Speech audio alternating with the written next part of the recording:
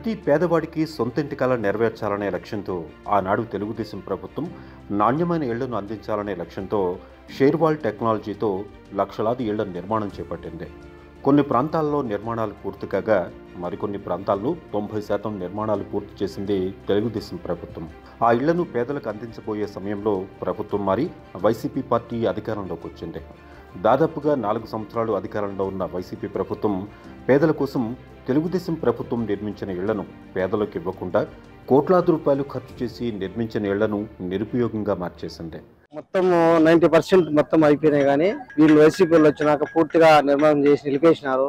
అక్కడ ఉన్న మెటీరియల్ కానీ అవన్నీ దొంగలు ఎత్తుకొని వెళ్ళిపోయి కనీసం మాకు ఒక్కరికి కానీ ఒక ఇల్లు అందింది లేదు, ఏమీ లేదు.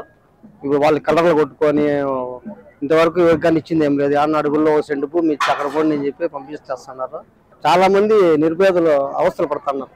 అంతేకాదు, అసలు వాటికి పెట్టిన కిటికీలు కానీ డోర్లు అన్నీ ఎక్కువ వెళ్ళిపోయినారు, ఏం లేదు. 4 సంవత్సరాలుగా సొంతింటి కోసం ఎదురు చూస్తున్న పేదల కుటుంబాల్లో నిరాశే మిగిలింది.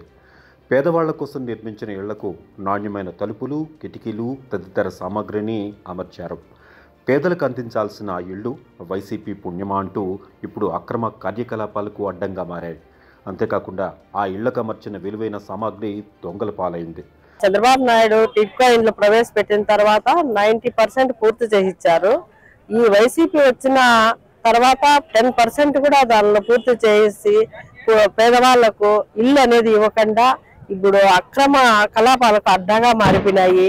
ఆ ఉండే విండోస్, డోర్స్ అంతా కూడా దొంగలు దోచుకునే పరిస్థితి ఏర్పడింది. 4 సంవత్సరాలుగా తమకు కేటాయించిన ఇళ్లను తమకు అందించాలని పేద ప్రజలు అధికారుల చుట్టూ తిరిగినా కాళ్ళు అరిగాయే తప్ప వారి కోరిక మాత్రం తీరలేదు. దీంతో ప్రతి పేదవాడు తమకు ఇక ఇల్లు రాదని తలచి ఆ ఇంటికి చెల్లించిన డబ్బులైనా తిరిగి ఇవ్వాలని పేద ప్రజలు వేడుకుంటున్నారు.